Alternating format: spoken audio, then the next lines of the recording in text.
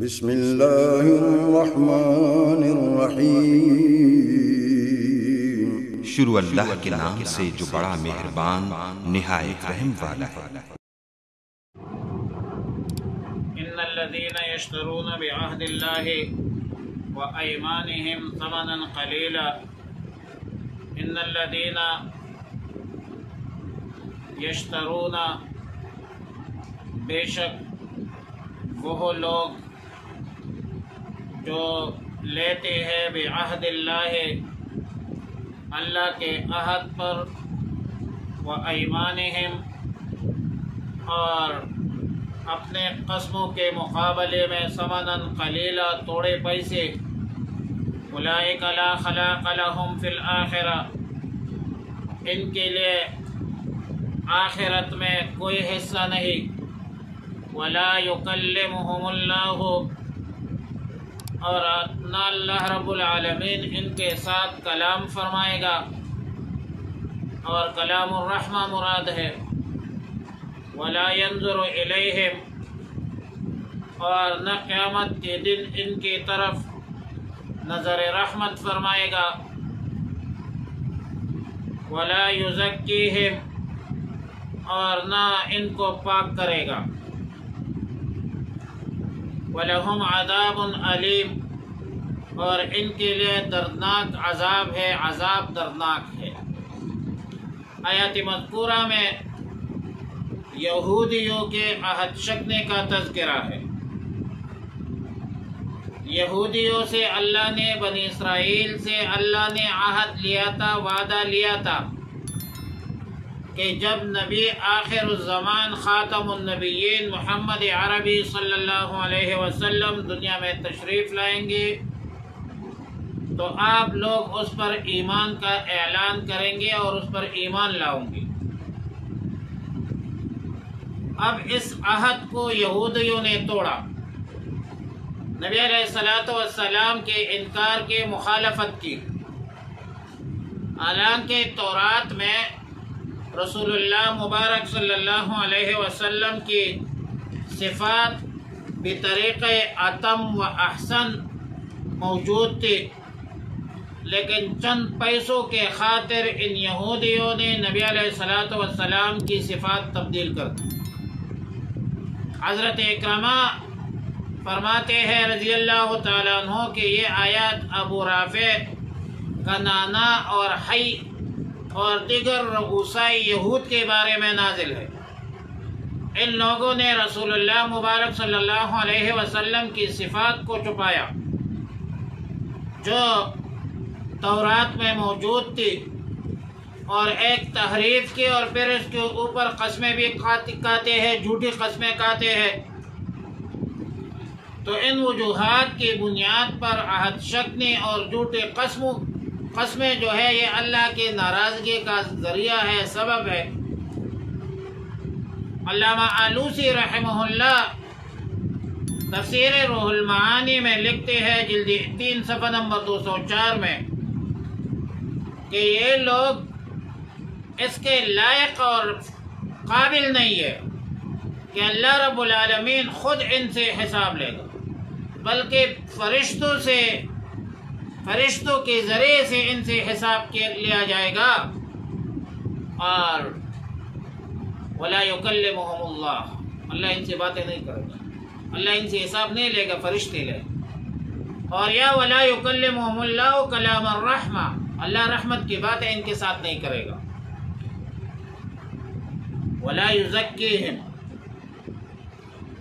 اور وَلَا يُزَكِّيهِمْ کی تفسیر معالم التنزیل علامہ بغوی رحمۃ اللہ علیہ فرماتے ہیں لا یثنى علیہم بالجمیل ولا یطہرہم من الذنوب، مطلب یہ ہے کہ اللہ ان کے ساتھ اچھائی نہیں کرے گا، اچھی طریقے سے پیش نہیں آئے گا، اور نہ ان کو گناہوں سے پاک کرے گا۔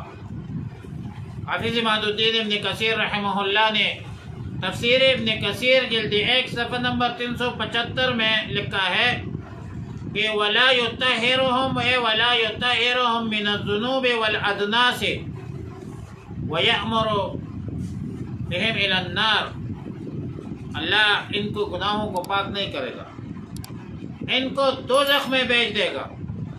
اور شان نزول کے حوالے سے تو مختلف روایات ہے، لیکن بخاری شریف میں حضرت اشعث بن قیس رضی اللہ تعالیٰ عنہ سے روایت ہے کہ ایک یہود کے ساتھ، اشعث بن قیس رضی اللہ تعالیٰ عنہ فرماتے ہیں کہ ایک یہودی کے ساتھ کچھ زمین کے معاملے پر میرے مخاصمت ہوئی، زمین میری تھی، اس نے انکار کر دیا اور کہتے ہیں کہ مجھ پر تمہارا کوئی حق نہیں ہے۔ نبی علیہ الصلوۃ والسلام کے پاس گیا، یا رسول اللہ صلی اللہ علیہ وسلم ان کے ساتھ یہ میرا معاملہ ہے۔ نبی علیہ الصلوۃ والسلام نے فرمایا آپ کے پاس گواہ ہے؟ کہتے نہیں ہے۔ یہودی کو کہیں گے کہ قسم اٹھاؤ، تو اشعث بن قیس رضی اللہ تعالیٰ عنہ نے فرمایا یا رسول اللہ صلی اللہ علیہ وسلم وہ تو قسم کھا لے گا اور میرا مال جو ہے وہ جائے گا، ان کے ساتھ ضائع ہو جائے گا۔ تو اس کے بعد یہ آیات نازل ہوئی، ان الذین یشترون بعہد اللہ وایمانہم ثمنا قلیلا۔ اس کے علاوہ سیدنا عبداللہ بن مسعود رضی اللہ تعالیٰ عنہ کی روایت ہے، اور سیدنا عبداللہ بن اوفا رضی اللہ تعالیٰ عنہ کی روایت ہے۔ لیکن بہرحال شان نزول کوئی بھی ہو، قابل مذمت تین چیزیں ہیں۔ نمبر ایک یہ ہے کہ عہد توڑنا، اور عہد توڑنے والوں کی مذمت ہے اور آخرت میں دردناک عذاب ہے۔ نمبر دو، دوسرے لوگوں کے مال ناحق حاصل کرنا، اس کی مذمت ہے، ان کے لیے بھی آخرت میں عذاب ہے، سزا ہے۔ اور تیسرا، وہ لوگ جو قسمیں اٹھاتے ہیں بلا وجہ، ان کی بھی مذمت ہے، جھوٹی قسمیں کھانے والوں کی مذمت ہے، اور ان کے لیے بھی دردناک عذاب ہے قیامت کے دن۔ وَإِنَّ فَرِيقًا مِّنْهُمْ لَفَرِيقًا يَلْوُونَ أَلْسِنَتَهُمْ، اور بلا شبہ ان میں سے ایک گروہ ایسا ہے جو اپنی زبانوں کو موڑ کر کتاب بیان کرتا ہے۔ وَمَا هُوَ مِنَ الْكِتَابِ، حالانکہ وہ کتاب میں سے نہیں۔ وَيَقُولُونَ هُوَ مِنْ عِنْدِ اللَّهِ، اور کہتے ہیں کہ یہ اللہ کے پاس سے ہے۔ وَمَا هُوَ مِنْ عِنْدِ اللَّهِ، حالانکہ وہ اللہ کے پاس سے نہیں۔ وَيَقُولُونَ عَلَى اللَّهِ الْكَذِبَ، اور جھوٹ بولتے ہیں اللہ پر۔ وَهُمْ يَعْلَمُونَ، حالانکہ جانتی بھی ہے کہ یہ جریمہ ہے اور یہ گناہ ہے۔ آیات مذکورہ یہودیوں کی تحریف کے حوالے سے نازل ہے۔ دراصل یہ یہودی اس انداز سے بات کرتے ہیں کہ زبان موڑ کر بات کرتے ہیں کہ سننے والے یہ سمجھ لے کہ یہ جو کچھ کہہ رہا ہے یہ اللہ کی کتاب سے کہہ رہا ہے، تورات سے کہہ رہا ہے۔ اور یلقون السنتہم کے حوالے سے علامہ بغوی نے معالم التنزیل میں لکھا ہے کہ یہ کلمہ لوا لسانہ عن قضا سے مشتق ہے، اور یہ غیرہ کے معنی پر استعمال ہوتا ہے۔ حافظ اماد الدین ابن کثیر فرماتے ہیں کہ یحرفون الکلم عن موادعہ ویبدلون کلام اللہ ویزیلونہ عن المراد بہم لیوہم الجہلۃ انہ کتاب اللہ کذالک وینسبون الی اللہ تعالی عز وجل۔ یہ لوگ کیا کرتے ہیں، جب ایمان نہ لانے کے بہانے، ایمان نہ لانے کے بارے میں بہانے بناتے ہیں، تحریف کرتے ہیں، کہ ایسے معنی بیان کرتے ہیں، غلط مطلب بتاتے ہیں اور غلط مطلب سمجھاتے ہیں، لوگوں کو گمراہ کرتے ہیں، اور پھر کہتے ہیں کہ یہ اللہ کی طرف سے ہے۔ وَيَنْسَبُونَهُ إِلَى اللَّهِ تَعَالَى عَزَّ وَجَلَّ، تورات کی غلط تشریح بھی کرتے ہیں، اللہ کے نبی کی صفات بھی چھپاتے ہیں، تحریف بھی کرتے ہیں، اور پھر کہتے ہیں اللہ کی طرف سے ہے۔ اتنے بدبخت ہیں۔ اب یہ کام یہ لوگ ساون نہیں کرتے، یہ قصدن عمدن جان بوجھ کر یہ لوگ یہ کام کرتے ہیں۔ اور سورہ بقرہ میں فرمایا فویل للذین یکتبون الکتاب بأیدیہم ثم یقولون ھذا من عند اللہ لیشتروا بہ ثمنا قلیلا۔ یہ لوگ فویل لہم مما کتبت ایدیہم وویل لہم مما یکسبون، یہ یہودی جان بوجھ کر اپنے ہاتھوں سے تورات میں تحریف کی ہے، اور یہ بہت بڑی بدبختی۔ اور یہ وجہ ہے کہ تورات تو ایک کتاب ہے، لیکن آج آپ تورات نہیں کہہ سکتے، آپ تواریت کہیں گے، کیونکہ مختلف علاقوں کی تواریت جو ہے وہ مختلف ہے۔ اور اسی طرح انجیل ایک نہیں ہے، آپ اناجیل جمع کا صیغہ استعمال کریں گے۔ ما کان لبشر ان یؤتیہ اللہ الکتاب والحکم والنبوۃ، کسی بشر سے یہ نہیں ہو سکتا کہ اللہ نے اسے کتاب، حکمت اور نبوت دی ہو۔ ثم یقول للناس کونوا عبادا لی من دون اللہ، پھر لوگوں کو یوں کہے کہ میرے بندے بن جاؤ اللہ کو چھوڑ کر، من دون اللہ، اللہ کو چھوڑ کر، ولیکن کونوا ربانیین، بلکہ اللہ والے بن جاؤ، بما کنتم تعلمون الکتاب، اس وجہ سے کہ تم کتاب پڑھتے ہو، کتاب سکھاتے ہو، وبما کنتم تدرسون، اور اسی وجہ سے تم کتاب کی تدریس کرتے ہو، کتاب پڑھتے ہو۔ ولا یأمرکم ان تتخذوا الملائکۃ والنبیین اربابا، اور کوئی نبی یہ حکم نہیں دے گا، کوئی نبی یہ حکم نہیں کرے گا کہ تم فرشتوں کو اور نبیوں کو رب بناؤ۔ ایأمرکم بالکفر بعد اذ انتم مسلمون، اور کیا تمہیں کفر کا حکم دے گا اس کے بعد اس کے تم مسلمان ہو؟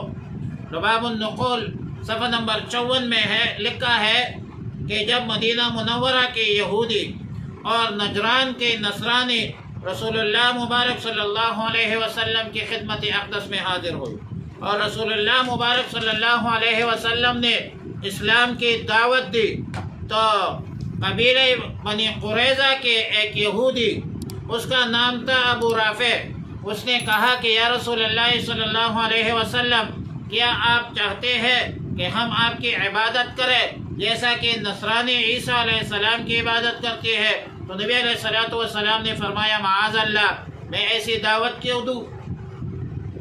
اور آیت مذکورہ نازل ہوئی، واضح طور پر فرمایا کہ اللہ کے کسی بشر کے لیے یہ جائز نہیں ہے، کسی نبی کے لیے یہ جائز نہیں ہے کہ ان کو کتاب دی ہو، حکمت دی ہو، نبوت دی ہو، اور پھر لوگوں کو کہے کہ میرے بندے بن جاؤ۔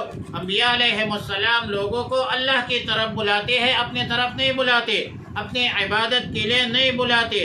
بما کنتم تعلمون الکتاب وبما کنتم تدرسون، علامہ علوسی فرماتے ہیں کہ الباب للسببیت متعلقۃ بکونوا، مطلب یہ ہے کہ با سببیت کے لیے ہے، اور جار مجرور کونوں کے ساتھ متعلق ہے، مطلب یہ ہے یعنی تم لوگ ربانی بن جاؤ، اور وجہ یہ ہے کہ تم کتاب پڑھنے والے ہو، کتاب پڑھانے والے ہو، کتاب سیکھنے اور سکھانے والے ہو۔ تعلم پڑھنے اور پڑھانے کا تقاضا یہ ہے کہ تم اللہ والے بن جاؤ، اپنے علم پر عمل کرو، کیونکہ علم بغیر عمل کے کشجر بلا ثمر ہے، اور عمل بغیر علم کے نافع نہیں ہے۔ ربانیین جمع ہے ربانی کی، اور ربانی میں یا نسبتی ہے، اور نسبت میں الف اور نون کا اضافہ کر دیا گیا۔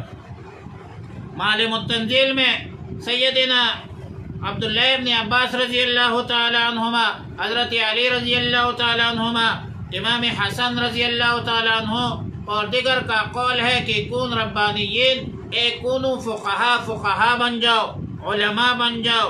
حضرت قتادہ کا قول ہے کہ حکماء علماء بن جاؤ۔ سعید ابن جبیر فرماتے ہیں کہ الربانی العالم الذي يعمل بعمله، ربانی وہ عالم ہے جو اپنے علم پر عمل کرتا ہے۔ عبداللہ ابن عباس کا قول ہے فقہا اور معلمین بن جاؤ، اور اسی طرح حضرت علی رضی اللہ تعالیٰ عنہ کا قول ہے هو العالم الذي يربي علمه بعلمه۔ علامہ بیضاوی فرماتے ہیں هو العالم هو العالم الکامل فی العلم والعمل، جو بھی معنی ہے، لیکن ربانی عالم کے ساتھ امر بالمعروف اور نہی عن المنکر کا ہونا ضروری ہے۔ عالم ربانی کو امر بالمعروف اور نہی عن المنکر کا علم بردار ہونا چاہیے، اور وجہ یہ ہے لوگوں کو نیکی کی طرف بلائے، برائی سے روکے۔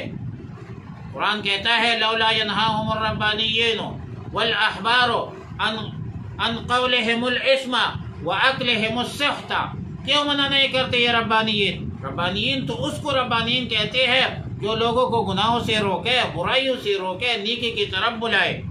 ولا یأمرکم ان تتخذوا الملائکۃ اربابا، کوئی نبی یہ حکم نہیں دے سکتا کہ اللہ کے بغیر کسی غیر کی عبادت کرو۔ کوئی نبی کفر اور شرک کی دعوت دے سکتا ہے؟ بالکل نہیں دے سکتا۔